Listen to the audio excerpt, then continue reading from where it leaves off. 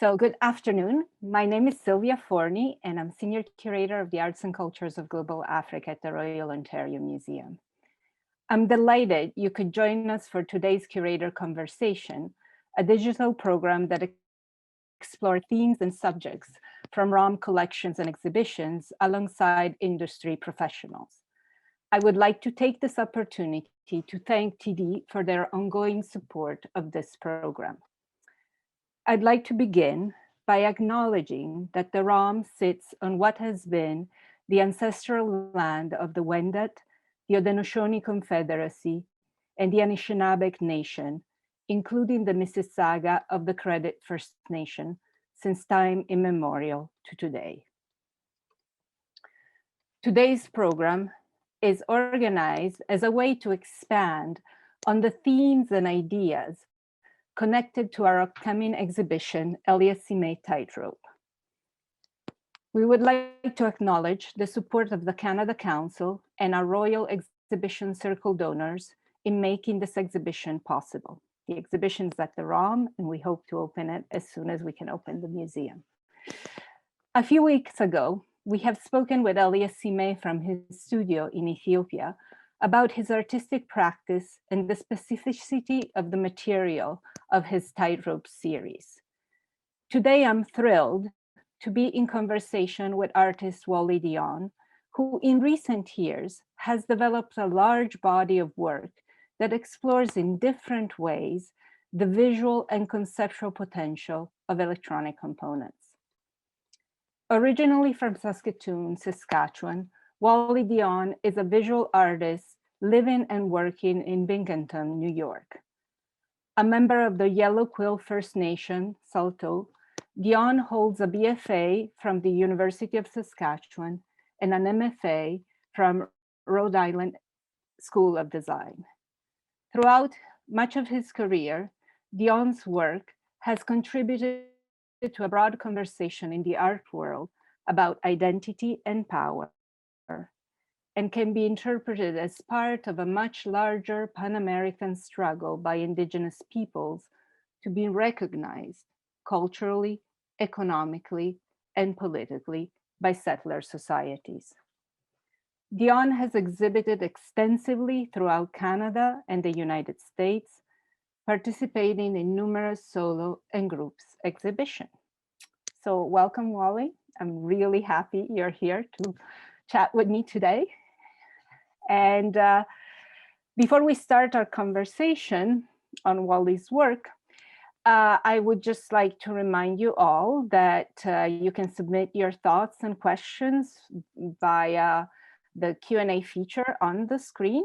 And at the end of our chat, we'll have some time to ask some of the questions that you have and continue the conversation with your input and ideas. So please do as we are talking, and we'll get to it when we can at the end. All right, so Wally, without further ado, thank you. We have a short time and a lot to cover and very interesting work that you can share with us today. So it's really exciting. So just to set up the stage in a way, if you could somehow share with us your journey. You know, in the last decade, your practice really has moved from monumental painting inspired by social realism to intricate composition made with electronic waste.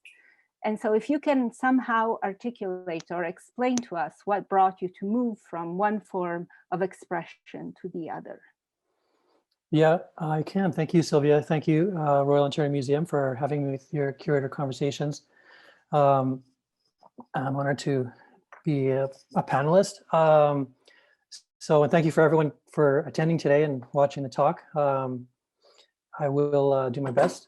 So yeah, okay. So originally, like I had started out as a painter, and I did my BFA as a painter, and I still consider myself very much a painter. And I guess to kind of clarify how it's this question that kind of comes up a lot: how did you get into circuit boards or electronic waste? And there was a series I was doing back in 2006, 2008, a Red Worker series of paintings.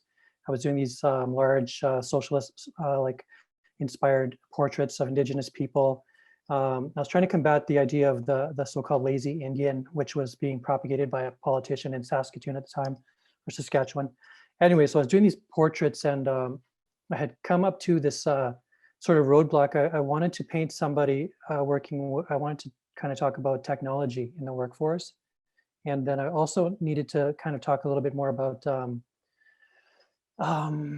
like women in the workforce. I had one painting. Maybe I'll show you this just quickly. I'll just show you these.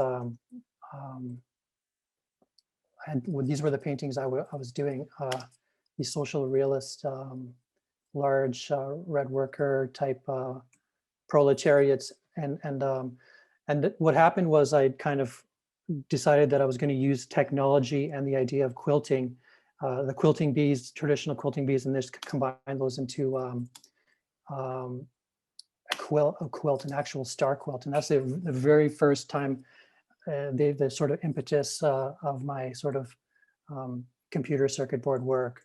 So that's where it all started. And since that time, I just found, I don't know if it's like it's a love-hate relationship with the circuit boards and technology and waste. And I just it just kept growing, and I just kept delving deeper into it. And I guess they say in the art world, if you want to like research a subject and you want to like stay in that subject for as long as you can work it and take it to its fullest potential, take that idea to its fullest potential, and then before you move on to something else. And circuit boards, you know, in some ways, like the Buffalo, they kind of like I've been using all the materials of technology and just kind of like using it and just mining it continually, like for its value. Yeah. And so maybe can we expand a little bit on this, because I think this is really interesting, because you use the circuit board for very specific series, you know, some that have reference to indigenous craft like the quilts, or others that instead really connect with indigenous imagery, iconography, like the Thunderbird, or you have the motte composition, motte paintings. I don't know if you would call them paintings, but they look like paintings, but they're made with circuit boards. So how do you choose the material in relationship to the imagery, and in which way you see these as connected? well, I mean, the sad thing is that if I have an idea, sometimes it takes so long to realize a painting or I like the word painting because they're mosaics, whatever the Thunderbird pieces are nailed to plywood. So they function as painting, like two-dimensional. Same with the quilts or whatever, the textile. But they take so long that if I do have an idea, it's probably one idea or two ideas per year or whatever. So, but the Thunderbird, the interesting thing about the Thunderbird was, I mean, it was just, like I said, just one thing folding from another. I was digging around in junkyards, and I didn't realize, I don't think a lot of people realize how much electronic waste there is. And so I was digging around in all these junkyards in Saskatchewan and Alberta, and there were mountains of like just this like once valuable, but just monitors and desktop computers and like just huge bins of circuit boards. And I just started to imagine the compression of waste in some like distant environment. And that's sort of where the Thunderbird came from. I just kind of pictured this electronic creature, just kind of like born from accumulation and sedimentation and just, you know, compression and future. And so that's where the original, let's see if we can pop up a little picture of the Thunderbird, which I'm talking about. This was the original. Oh, it's tiny. But the original Thunderbird, and I sort of was referencing as well, I was referencing petroglyphs and actual fossils of like prehistoric creatures, but like always, well, and then by association itself, talking about the Thunderbird, I was also kind of tying myself back into like the conversation with Norvell Morrisseau and the Woodland School, and this idea of transformation and the Thunderbird and the copper Thunderbird and shamanistic tradition. And so, but I was also tying myself to the land as well. I mean, So you're going to notice a lot of aerial photography and sort of the theme of aerial photography. And this is between Binghamton and Toronto. And we're flying over, and I don't know what that is. It just looks like, but I thought it looked like an eye. I thought it looked like a woodland school eye. And so I took that picture from the airplane, and I wanted to kind of address that, just that idea. And this is a Thunderbird wing. Just that idea of just sort of these like monumental, like greater than like scale ideas of creatures from prehistoric era. I don't know if any of that made sense, but. No, it does. It just strikes me now that I'm seeing your images, how, and this was something that also I found with Elias's work, how photography is not a good medium to see the richness of your work, because it's so much more interesting in real life, because that Thunderbird is actually made by so many circuit boards, and it has a texture and a three-dimensionality that it's really fantastic when seen in person, and the image flattens out in a way that it's so it's limiting in a way to the full experience. But it's so going back to the aerial photography and your use of material. So sometimes you choose also to paint over the electronic waste, while other times you leave them somehow their color. What is the conceptual choice? Well, I mean, good. So I think early on, within the first few years of working with the circuit boards, I can't tell you, it's so long ago, I can't tell you what I was thinking at the time, but I jumped into this idea to use I made a white star quilt. So I painted all the circuit boards white, just sort of a monochromatic. And I think it was a guesstimation. It was maybe a little bit of a risk or whatever. And I thought for what might happen was it would just sort of really bring up this idea of a landscape, because it would just be like, and this is the landscape that I was kind of focusing on, the prairies and the winter, and just kind of that sort of textural geography, that that aerial geography that we're sort of talking about. That's Toronto, I think. I believe that's Dundas right there.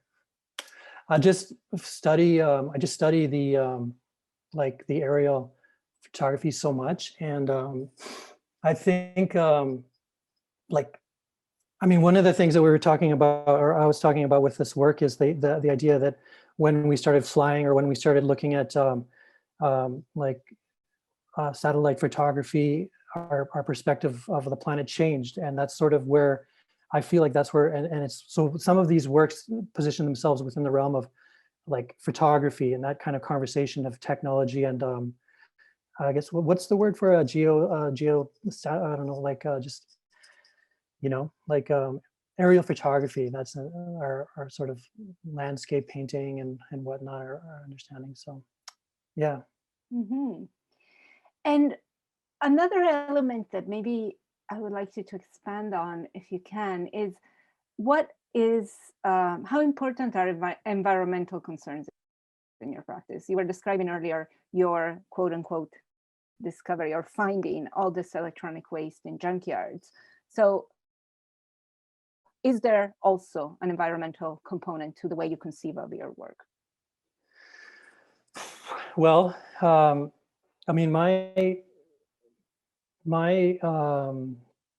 opinion or my perspective on environmental sort of waste and accumulation and appetite, it really kind of goes, maybe it goes back to the idea of the Thunderbird. And this is a real stretch. I mean, this is going to be a real stretch for people, but the idea, I started noticing that, well, when studying these sort of aerial photographs and studying like Google Maps, and I started looking at power stations, and I started thinking about how cities develop near, I mean, even like Japan or whatever, having so many nuclear reactors, and it's how its GDP just skyrockets. Countries that have electricity succeed, and sort of like this idea. So the idea of the Thunderbird really just sort of kept growing on me. It's sort of a creature that it's mythological.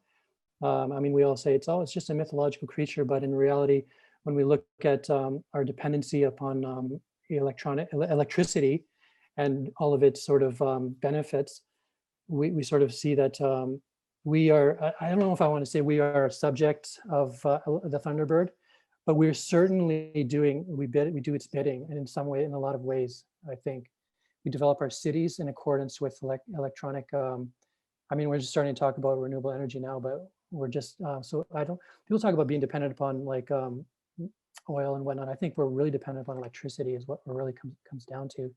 And so as far as waste goes, it just, we'll just, I guess we're just doing whatever the Thunderbird requires of us. And yeah, I mean, there's also this idea that the Thunderbird, being a prehistoric creature, like a fossil fuel, a dinosaur, that's kind of, this is resurrected from the shale, an actual physical creature that's in our atmosphere now. And I mean, right? Like, if you, like, a lot of people joke around about the actual carbon in the atmosphere, how the carbon in the atmosphere is from a different time. It's like a time differential. And that's why people say, oh, you can use trees to heat your house, and using trees is carbon neutral. Kind of, right? It is, because those trees are from our decades. But when you use like dinosaurs or, you know, fossil fuels, that's from a different time. So we're actually bringing the so-called titans from prehistory into our time. So it's kind of like time. So that's why I talk about the fossil fuels, the titans, you know, the Thunderbird, and that's where it all kind of comes together for me. And I said, like I said, it was going to be a stretch. It's a lot of, it's crazy. We're going to go down the rabbit hole. Like, there's a lot of stuff there.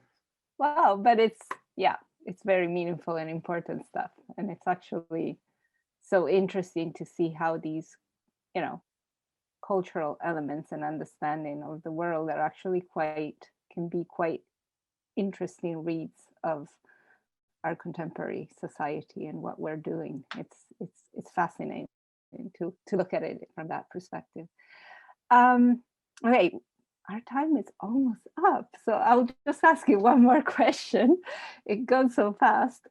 And the question is, you know, you were mentioning earlier, once you start with a material, you have to explore it until it's done. Mm-hmm. So do you see yourself continuing more with these electronic components, circuit boards, this type of material, or are you ready to move on? And what are your current future projects? What do we have to look forward from Wally Dion in the near future? Yeah, it's tough because the circuit boards are so toxic. Maybe the last question, I didn't mention how my studio has evolved over the years to include so many HEPA filters and so much regulation. I just have so much self-imposed regulation about looking after these materials and not dumping them and recycling them properly. And what I don't use, I have to like really recycle. And it's tough. It's tough to work with computer circuit boards. It really is. And but I feel as though I've kind of I feel as though I've really kind of minded to its fullest. Let me show you what I'm kind of talking about. See, I've worked with circular shapes. I've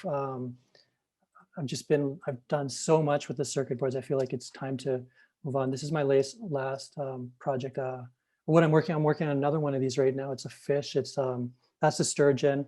I'm doing a coelacanth right now, but there's Swarovski crystals in it, and I mean, I'm just kind of taking it to its maximum, working with the copper and everything underneath it, and the gold, and talking about all those things. But I'm getting back into, to get back to your question, I'm getting back into painting and drawing because there's just stuff happening in Saskatchewan and Canada. There's just like, there's a lot of stuff happening that just needs attention from me or from people. So these are a lot of the paintings that I've been working on, and just billboards and trying to get work into the public realm. These are in Saskatoon. Just trying to kind of talk about Indigenous settler relations, especially violence. This was a billboard from way back in 2006 or whatever in Saskatoon, and I've got a lot more portraits to do. I've got people that I've photographed or need to photograph this person, but people that I've photographed and portraits that are sort of sitting in my studio ready to go.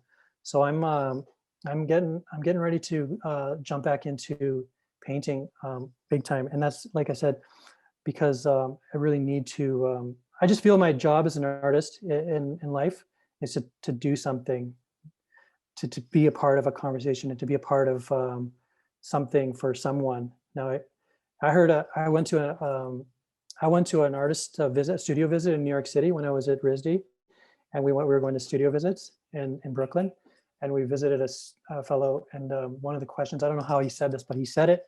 He said, "I don't know what politics has to do with art. I don't know," and he said it in a way, he really just said, "I don't know why there should be politics in art or what the purpose of that is." And he just kind of floored me and pushed me back or whatever. Never heard anything like that before. And so I've really wrestled with that statement and thinking like, well, I mean, it's fine to, sometimes it's nice as an artist to make something beautiful and to paint for the sake of formalist painting and to have a conversation with painting and the painters who came before. And in some ways I want to do that, but I think it's important to be something and to do something for people. But then there is a way, if you go so far down that road, whereas your art is a kind of, it can be kind of, I don't think it's as effective, or it's just too kitschy, I think. So it's a balance, but that's the future for me right there. Just getting back into that. So I got a show at the University of Saskatchewan this time next year. It'll be opening. So I'm making a bunch of paintings for that, and I'm going to make a bunch of paintings for that, and just get busy. I mean, with everything that's happened in Kamloops, how could I not? I mean, how could we not want to talk about that? And the Thunderbirds and the moths, they're talking about transformation and environment, and the star quilt talks about like networks of technology blanketing us and or shielding us. But I sometimes need to get in just more directly, or identify. And like I said, those portraits just really show the indigenous. Yeah. Well, definitely, there's not just one thing, and all these different types of conversation and elements all bring different, or put in focus different aspects of our contemporary condition, and definitely they're all engaged and political in different ways, for sure. And I think there's an artist down here, Kerry James Marshall, and he's really somebody I really listen to when he talks. He talks about building a conversation, or your body of work contributing to a sort of thread or a main trunk or a main branch, and that branch also interweaving or sort of like competing with or alongside Western art history, right? And so, I mean, you're the curator of global African art, and so there's this wrestling match between the so-called Western, like Eurocentric art canon. The textbook. I open up any textbook, it's all just all white male artists, and sort of that sort of idea that Kerry James Marshall is talking about is how do we have a conversation, and how do we compete or exist side by side in parallel conversation with art, with what's happening in the world. And so I view myself, when I get back to that conversation, my role is sort of to bring that bar for indigenous art to a higher level, or some kind of pinnacle, formal, academic, everything. And that is I feel like that is a lifelong mission. I feel like a person just needs to work forever, and no success or lots of success or like trickling success or whatever success is, it has to be a lifelong sort of journey and a contribution to the point where we get like you get the James Lunas and the Norvell Morrisseaus and the Daphne Ojigs, and just like, or the Alex Janviers, and you just like see this kind of like trajectory, and where you kind of come in and you add to, well, so that's something that I really, I know that was the first thing you sort of mentioned when you were introducing me, that like kind of you said like, where do you see yourself? And I just really wanted to mention that little gem. Yep. Well, I think that is very important.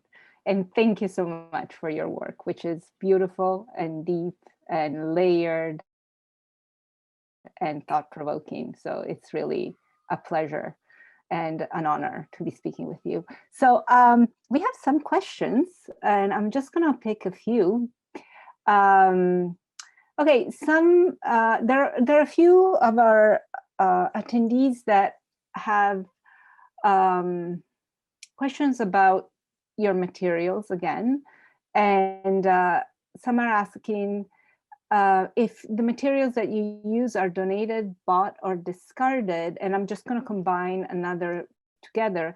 And what is your process once you get these electronic components that are not shaped the way they appear in your work? What is your process of making them fit so beautifully? So what is your technical challenges, in a way, of working with this type of material? Originally, the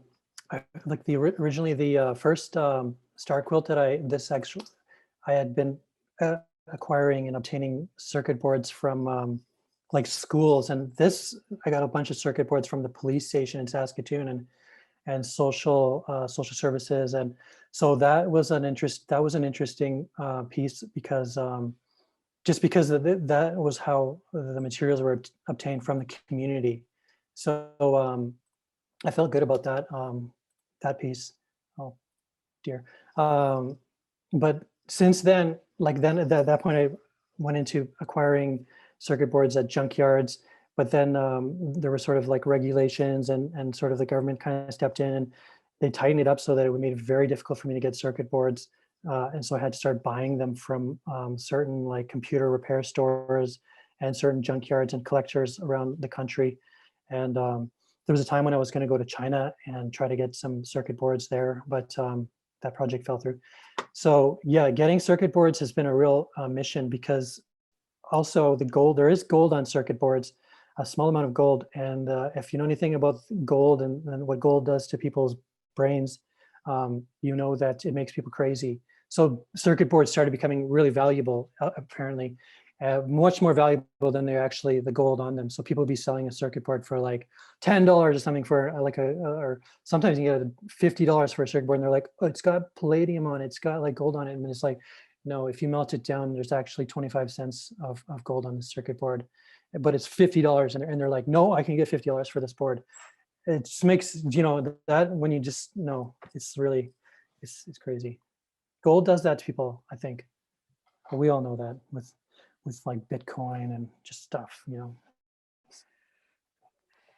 Was there another question that there's another question that's still about materials, and Lucas is asking if there are other foraged or recycled materials that you are interested in exploring.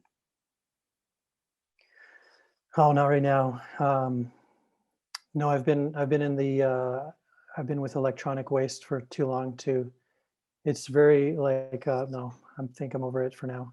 I've thought about other foraged, but it's kind of, every artist, if you really want to say, has a gimmick. We all have our gimmicks, where it's this or that or this, and we do it, and we try to like put a contemporary spin on it, and you just want to be kind of careful, you know what I mean? That I don't want to like go become kind of that. I'm not into, you know what I mean? Yeah.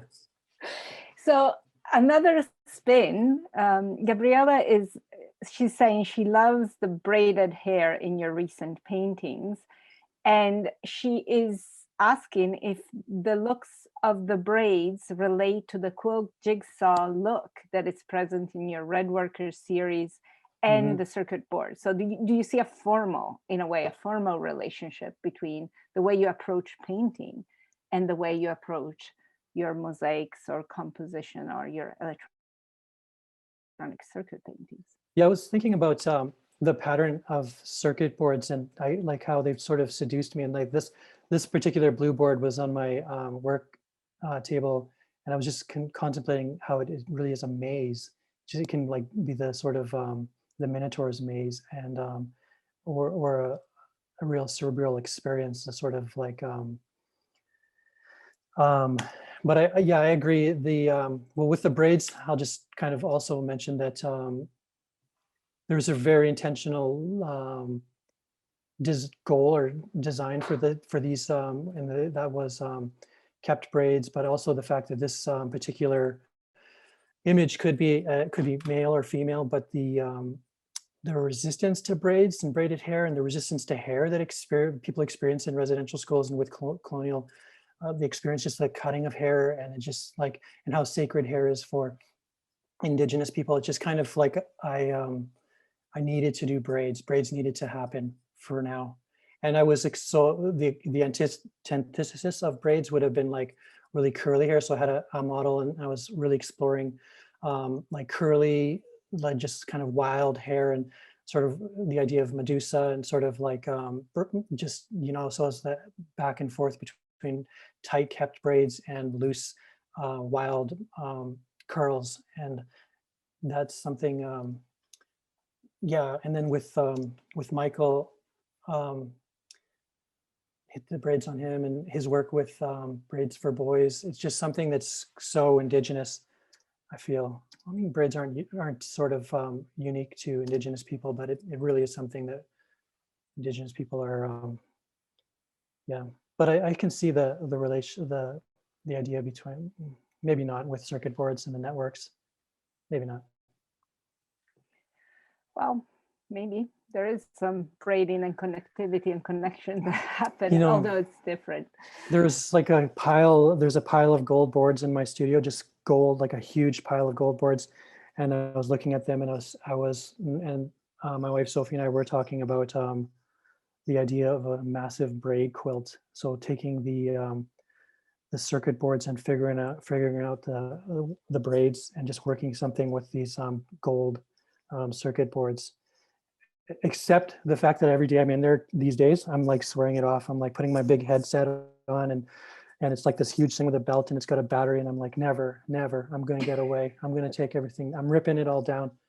And then I look at that pile of gold boards, which I obtained, like procurement was impossible. Then I clean them. You got to scrape them off. There's like little videos on my Instagram feed of how to scrape off circuit boards. And it's a huge amount of work.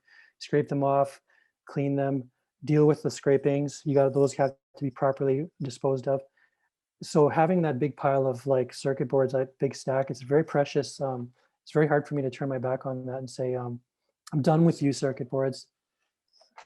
So Well, maybe the right inspiration will come one day and they'll be very handy and they'll be just perfect for whatever idea you decide is the right one. Ellie was complimenting you on the beauty of the Sturgeon piece, that it's so gorgeous. And she wanted to know how long it took you to create it.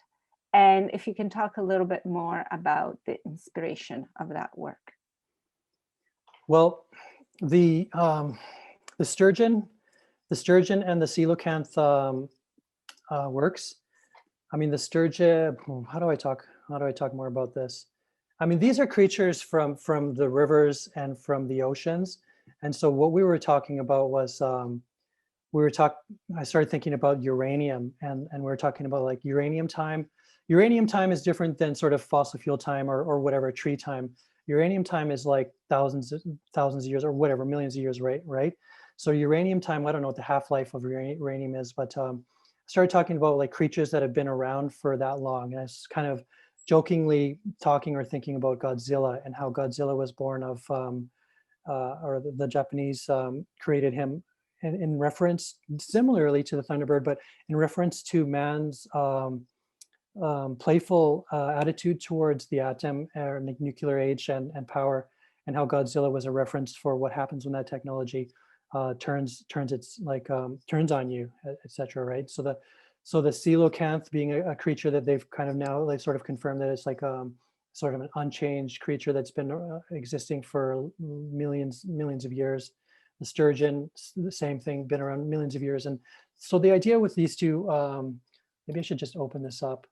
The sturgeon, maybe we can like zoom in, but I was kind of referencing the idea of these creatures talking, and there's a little speech bubble there. So what would the sturgeon sort of say when the sturgeon's talking? And there was a reference to a Christy Belcourt's story about sturgeons talking to her in her dreams, but there was another reference to a fellow named Leroy Little Bear who was talking about fish and how fish we used to be able to hear animals and talking but the fish still talk. And if you listen if you listen long enough and you wait long enough and you're patient long enough, just a tiny little bubble of speech will come up. And I was thinking about that, and how a lot of creatures probably do communicate, but being that we're so quick, us humans, we probably don't have time to hear a sturgeon. And and I just kind of was making another joke. I was joking around with somebody the other day, like they say that these UFOs are visiting us now. Hey, they say, well, and they're going to the oceans and whatnot. And I thought, well, they're probably talking to fish and creatures that are old creatures. And the Navy pilot would come up to a UFO and say, well, hey, well, we'll talk to you. What do you want to talk about, UFO or whatever? And the UFO would be like, yeah, like, we don't really have anything to say to you. You've only been around for a couple thousand years. You're kind of, you're a funny little species, but we're here to talk to the sturgeon. We're here to talk to a seal. You know what I mean? We're just, that idea too is a little bit of a kind of a joke in my mind. A lot of little funny stories in my head. I guess on this funny story, we can maybe wrap things up. And I would like to thank everybody who joined us today for this conversation. And thank you for sharing so generously your ideas, your work, and for making the beautiful work that you are. Somebody in the chat was asking if the ROM is interested in buying works as this. We are definitely expanding more and more in the contemporary arts. It is something that we see as a very valuable way also of addressing the way art, culture, nature connect in our contemporary world. So who knows, hopefully our Indigenous curator colleagues will one day also get to your work, but it is in general something that the ROM is quite interested in addressing and engaging with. I want to thank everybody who joined us today, and I hope you will join us again for other curators conversation. There's one on June 15 coming up, and details about all the upcoming ROM at home and online programs can be found on the ROM website and on our social media platform. So we hope to see you again for other very interesting talks, and hopefully soon at the museum to see our exhibition. Thank you very much. Thank you, Silvia. Bye-bye. Bye.